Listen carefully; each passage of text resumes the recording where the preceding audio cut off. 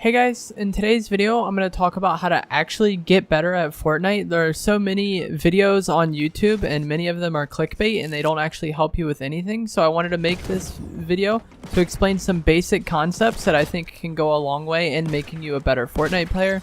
If you find this video helpful or informative, please do remember to give it a like rating and subscribe if you would like to see more from the channel. So getting better at Fortnite is going to boil down to a few things, I think. It's going to boil down to improving mechanics, which we will get into. That's the most basic part of the video. And finding your mistakes and then solving or improving on those mistakes. So for mechanics, this is going to be things like building, editing, aim, just raw reaction time and raw actions that you do in the game. And essentially these things are going to boil down to how often you play the game. If you play the game more and you practice these things, it's very likely you will get better at them. And a lot of players don't want to hear this, but if you spend some time in creative just doing free building, you will get better at building. Or you spend time doing editing courses, you will get better at editing. It's just a repetition of these things that is going to improve those skills. Lots of players just want to hop into a game and then they'll get better over time. And that works for a lot of people. But if you want to actually see quick and fast improvement in your gameplay, you're going to want to go into creative and you're going to want to go into just a blank world and build, or you're going to want to go into edit courses. And the reason why you want to do these two things is because you're focusing solely on those two skills. Even if you're playing something like Zone Wars, you're not getting as much just raw edit practice as you will doing an edit course. You won't get as much build practice as you will doing just free building and practicing 90s, practicing side jumps, practicing various high ground retakes. Go on YouTube, learn how to do 90s if you don't know how to do 90s. Look up 90s tutorial. If you don't know how to do any high ground retakes, look at high ground retakes and then try your best to emulate those things. And lots of players really over exaggerate creative and they see someone who's good at building and they'll be like, God, this guy spends 6 hours a day in creative. And I don't really think that's that helpful.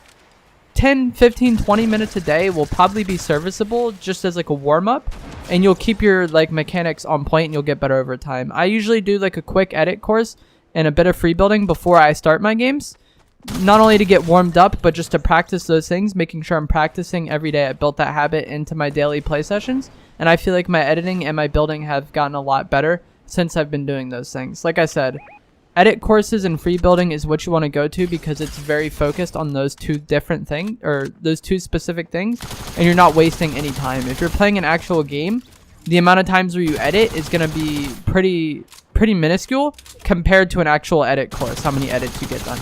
You would have to play for hours and hours and hours upon end to get the amount of editing experience that you would need to get in an edit course, and the same could be said of free building. So those are how you're going to improve your mechanics, and then aim just comes down to playing the game, I think.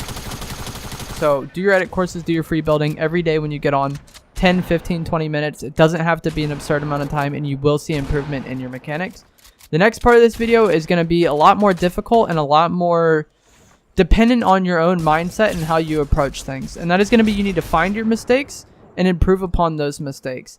The best way to find your mistakes, I think, or find your weaknesses in your gameplay, is to watch your games back and then try to figure out what you did wrong.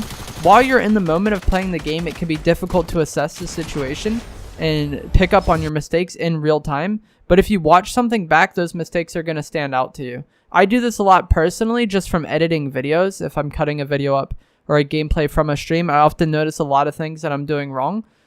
As a normal player, if you're not someone who makes content, you're not watching your gameplay back regularly, this could be kind of boring, and it would be something that you would have to go out of your way to do, to go into replay mode and make sure you're watching your games back. What I would say the best thing to do would be just to play a game, and when you die, try to think about what you did wrong, what led up to your death in that fight. Maybe you edited and then stayed in that edit for too long, you kept peeking the same window. Maybe the enemy coned you. Maybe you didn't understand a certain build they were doing, or whatever. Maybe you got sniped. There's various things in this game that can cause you to die. Just try to figure out what you did wrong and what you could do better in the future, and then we'll get to that in a moment.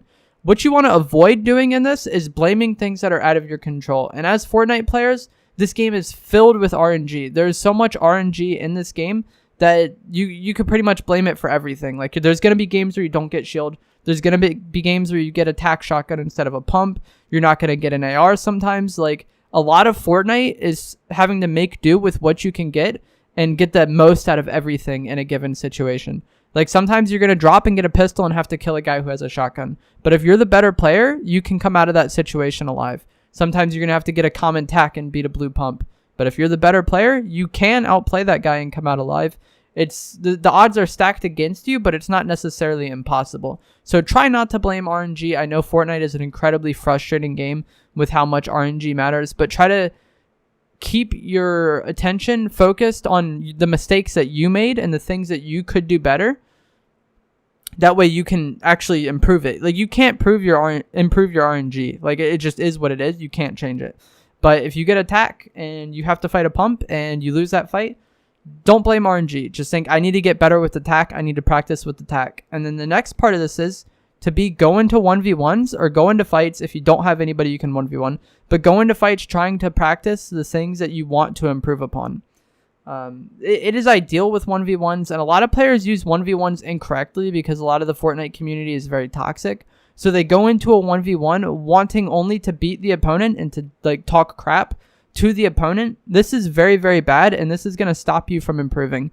If you have somebody that you can 1v1 who is on a similar skill level than you, even if they're a bit worse, if you can practice specific things and practice the things that you're weak on, you will get better a lot faster because you're going to be getting very, very specific practice on the things that you need to improve on.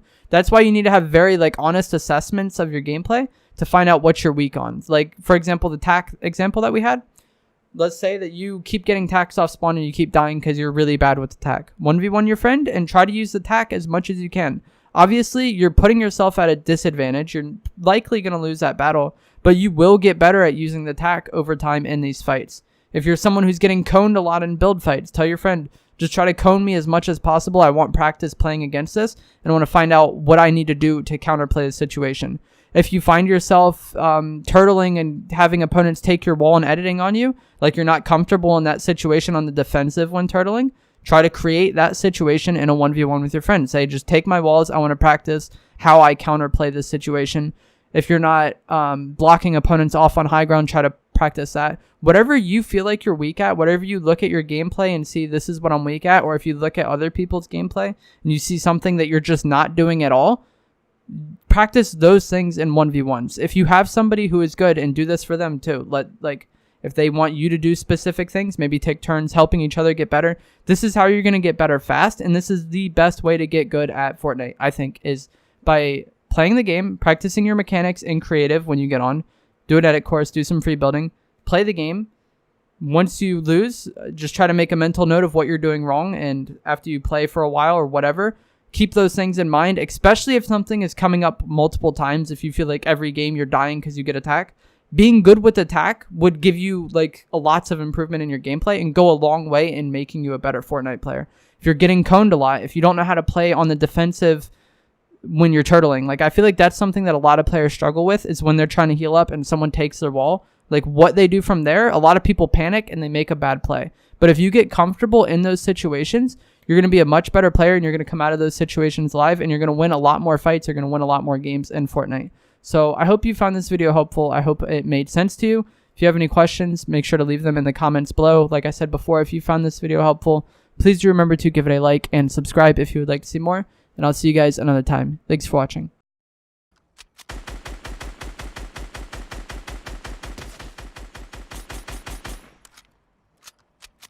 He's healed up, but he's going to have to come to me.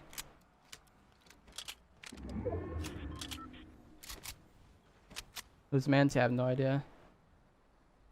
It was awkward.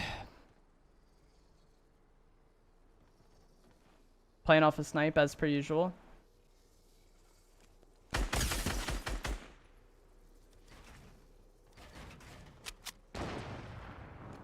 He's got to reload now. Because the threat of the snipe isn't there. That gun takes a while to reload.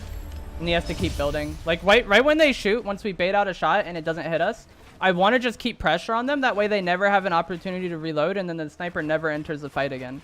Unless they have double for some fucking reason. Well, let's get some GGs in the chat. Second game using the pump, and it worked out pretty well for me. 15 kills.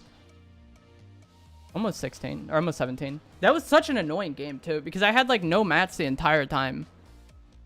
Like, I went shifty and didn't get a lot of mats, and then just kept getting third-partied from that point on. Pretty solid game though.